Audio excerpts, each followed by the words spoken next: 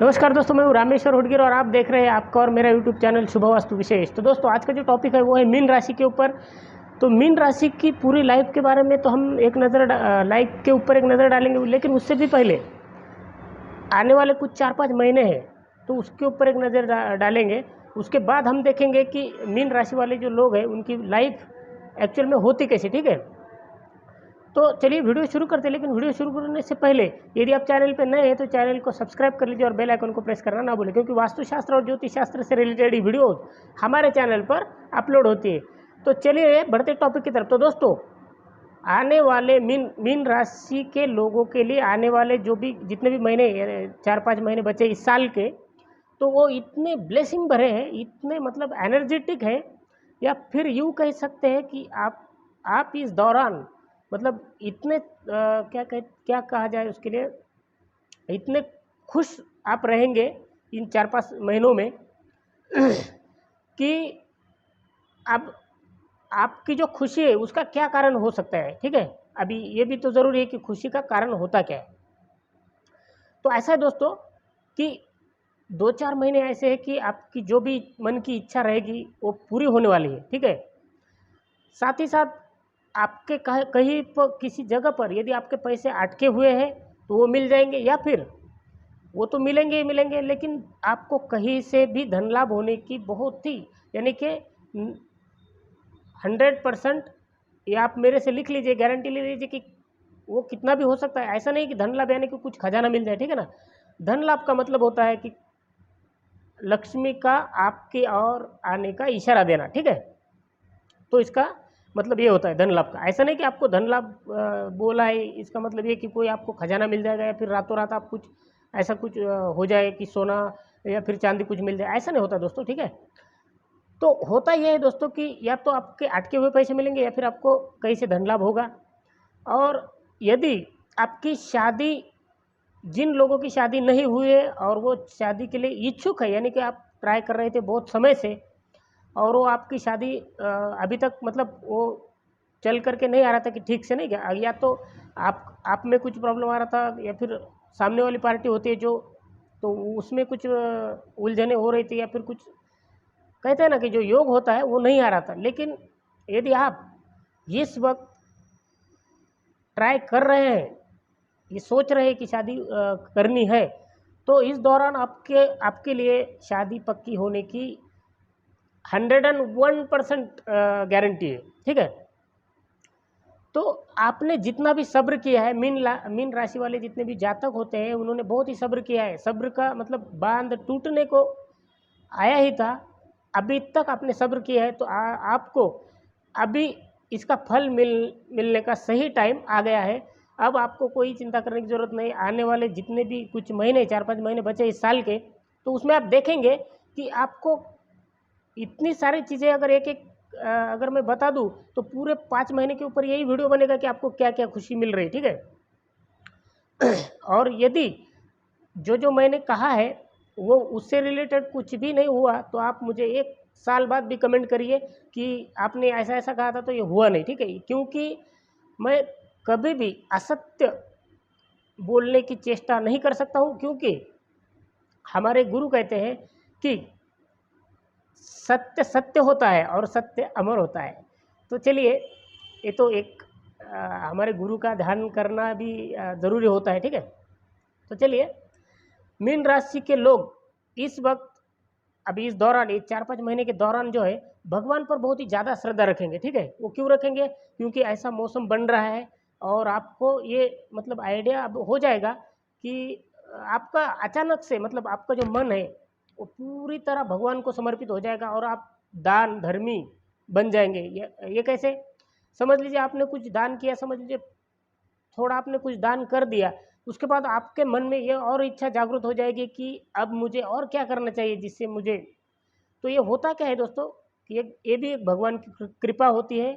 क्योंकि पहले भी वीडियो मैंने किसी वीडियो में मैंने बताया था कि जा पर कृपा राम की होई ता पर कृपा करे हो सब कोई, यानी कि जिस पर प्रभु श्री राम जी की कृपा होती है, सभी नवग्रह सभी जितनी भी दिशाएं हैं उस व्यक्ति के लिए, उस राशि के लिए कोई भी मुश्किल नहीं होता है और कोई भी उसे रोक नहीं सकता है।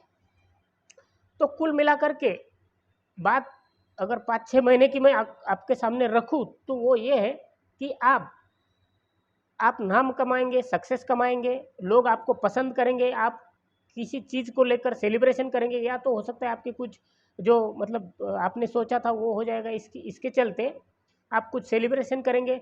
बिजनेस अगर आप करते हैं और इस दौरान अगर कुछ सोच रहे हैं तो फटाफट से निकल जाइए और तुरंत लग जाइए, क्योंकि ये अब आपका समय ऐसा आ गया है कि बस जिस किसी चीज़ में हाथ डालो उखाड़ करके फेंक दो, ठीक है।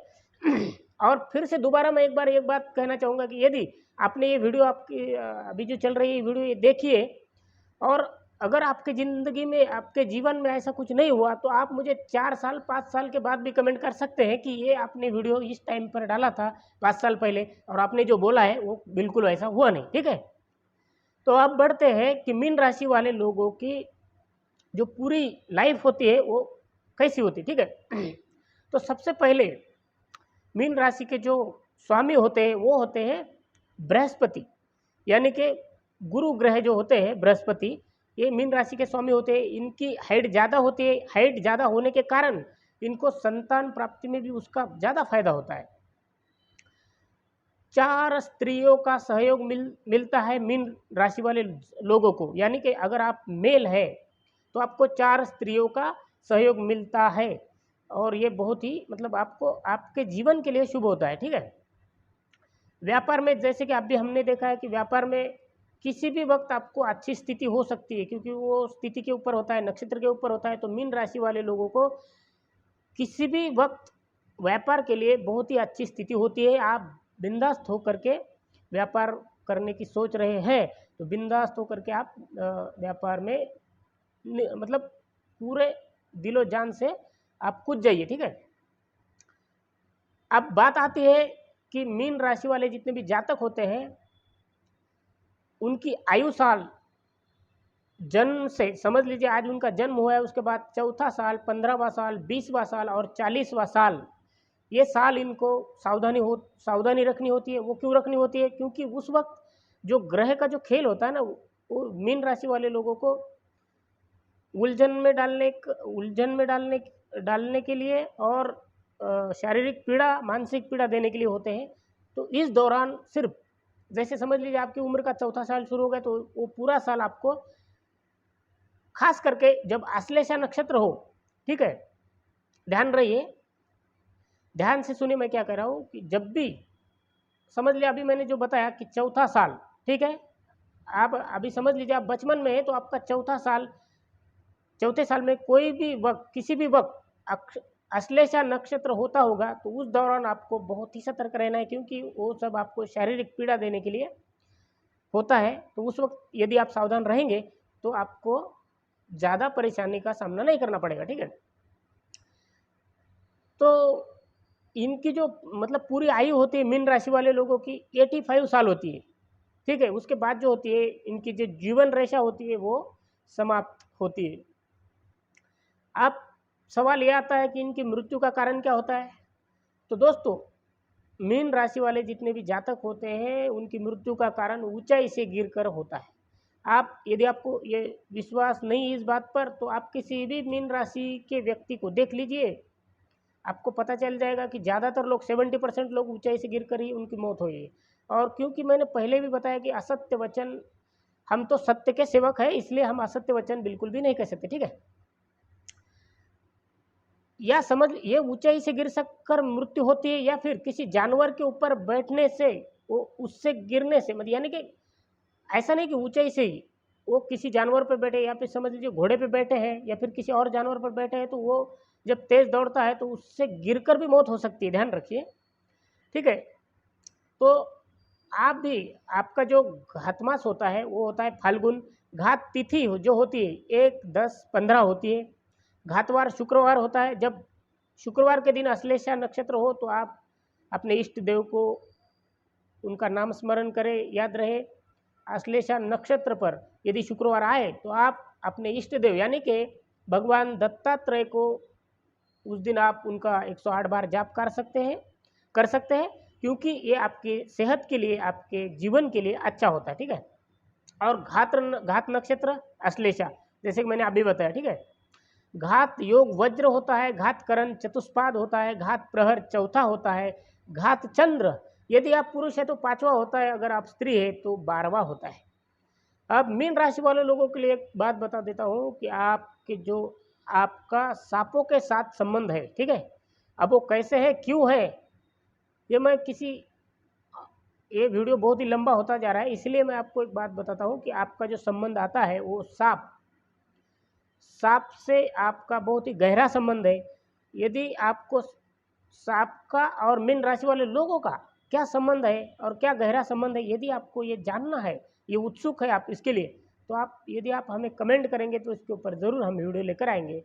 लेकिन आज का वीडियो यदि आपको अगर अच्छा लगा हो तो चैनल को सब्सक्राइब, शेयर और लाइक करना ना भूलें, और यदि कमेंट करते हैं तो आपका धन्यवाद। तो आज के लिए इतना ही, मिलेंगे एक नए टॉपिक के साथ, तब तक के लिए अपना ख्याल रखिए, नमस्कार।